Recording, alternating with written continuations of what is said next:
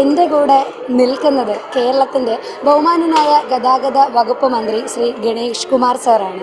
എന്നാൽ ഇന്ന് അദ്ദേഹം എൻ്റെ കൂടെ നിൽക്കുന്നത് ഗതാഗത മന്ത്രി എന്നതിനോടൊപ്പം തന്നെ ആത്മ എന്ന സംഘടനയ്ക്ക് വേണ്ടി, കലാകാരന്മാരുടെ ഉന്നമനത്തിന് വേണ്ടി പ്രവർത്തിക്കുന്ന ആ സംഘടനയുടെ നെടും തൂണായിട്ട്. സാർ നമസ്കാരം. ഒരുപാട് സന്തോഷവും അഭിമാനവും സാറിനെ കാണാനായിട്ട് സാധിച്ചതിൽ ഒരു വലിയ ഭാഗ്യമായിട്ട് ഞാൻ കരുതുകയാണ്.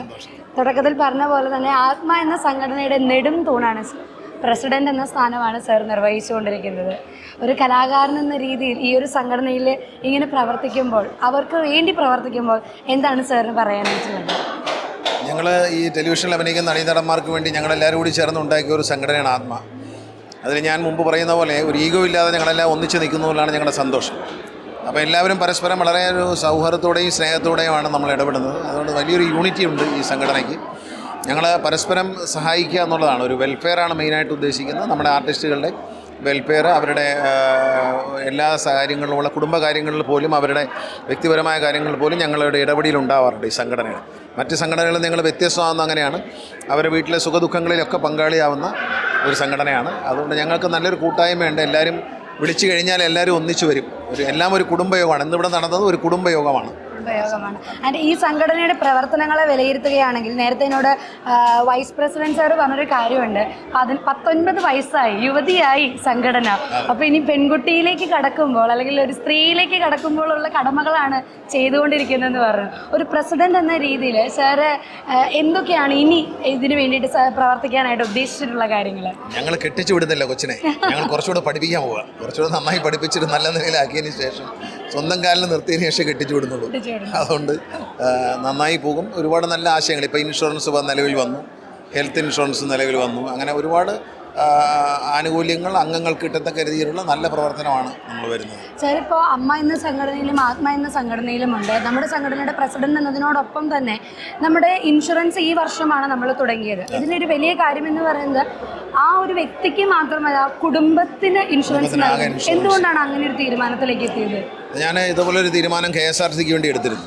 KSRTCയിൽ ഒരു ആൾ അപകടത്തിൽ മരിച്ചു കഴിഞ്ഞാൽ ഒരു ജീവനക്കാരനെ സംബന്ധിച്ച് 1 കോടി രൂപ അവരെ കുടുംബങ്ങൾ കിട്ടും.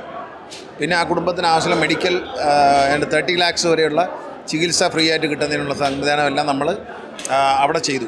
അപ്പോൾ അത് ചെയ്തപ്പോഴാണ് ഇത്തരത്തിലൊരു ആശയം ഇവിടെയും വേണം എന്ന് തോന്നിയത്. ഇതിൻ്റെ പ്രീമിയമൊക്കെ നമ്മൾ അടയ്ക്കുകയാണ്. അതിൻ്റെ പ്രീമിയം വേറെ സ്റ്റേറ്റ് ബാങ്ക് ഓഫ് ഇന്ത്യ അടച്ചിട്ടാണ് ചെയ്യുന്നത്. KSRTCക്ക് പൈസ മുടക്കൊന്നുമില്ല, KSRTC അല്ലാതെ ചെയ്യുന്നതാണ്. അപ്പോൾ അത് അന്നപ്പോഴാണ് എനിക്ക് അങ്ങനെ ഒരു ആശയം തോന്നുകയും, അപ്പോൾ ഞങ്ങളിങ്ങനെ വളരെ സീരിയസ് ആയിട്ട് ആലോചിച്ചപ്പോൾ ഇത്തരത്തിലൊരു ഇൻഷുറൻസ് വരട്ടെ എന്ന് ഞങ്ങൾ ആലോചിക്കുന്നു. ഇതുപോലെയുള്ള ഇനിയും ഇതുപോലെയുള്ള പ്രധാനപ്പെട്ട പദ്ധതികൾക്ക് വേണ്ടി ഞങ്ങൾക്ക് വെയിറ്റ് ചെയ്തിരിക്കാമോ? തീർച്ചയായിട്ടും. നമ്മളെപ്പോഴും ഇങ്ങനെ ആലോചിച്ചുകൊണ്ടിരിക്കുന്ന പുതിയ പദ്ധതികൾക്ക് വേണ്ടിയിട്ടാണ്. പുതിയ നല്ല ആശയങ്ങൾ, പുതിയ എന്തൊക്കെ നല്ലത് ചെയ്യാമെന്നാണ് എപ്പോഴും ജീവിതത്തിൽ നമ്മളെല്ലാവരും ആലോചിക്കേണ്ടത്.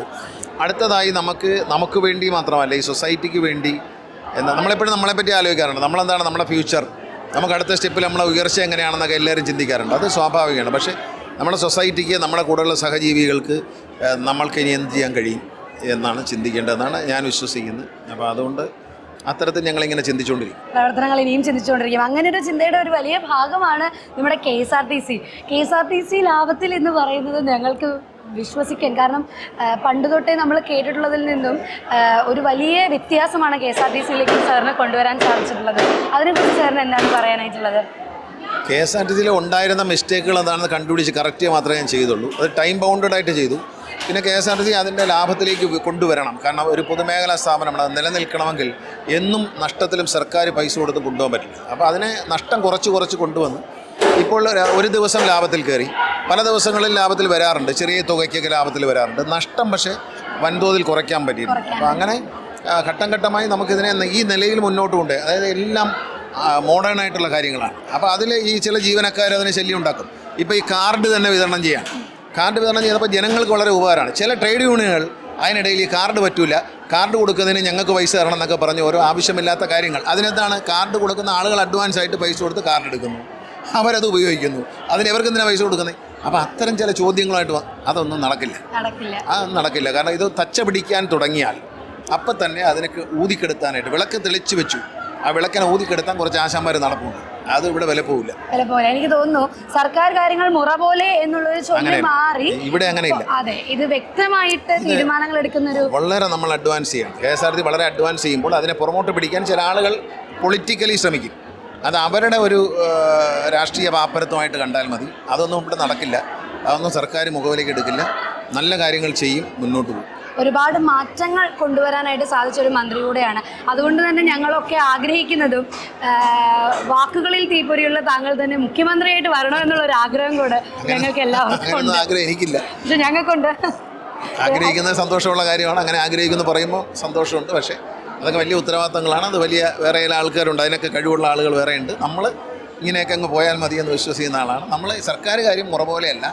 നമ്മൾ പുതിയ ഏറ്റവും മോഡേണായിട്ട് ജനങ്ങൾ ഇതിനകത്ത് എന്താണ് ഇതിൻ്റെ ഗുണമെന്ന് ചോദിച്ചാൽ, ജനങ്ങളും യാത്രക്കാരുമാണ് ഇതിൻ്റെ ഉടമസ്ഥർ. അവരാണ് രാജാവ് എന്ന ചിന്തയാണ് KSRTCയെ നന്നാക്കേണ്ടത്. അപ്പോൾ ആ സൗകര്യങ്ങളൊക്കെ പുതിയ പുതിയ സൗകര്യങ്ങൾ വരും. അപ്പോൾ അതിനെ ആ വിളക്കുകൾ ഊതിക്കെടുത്താൻ ചിലർ ശ്രമിച്ചുകൊണ്ടിരിക്കും. അത് കാര്യമാക്കണം.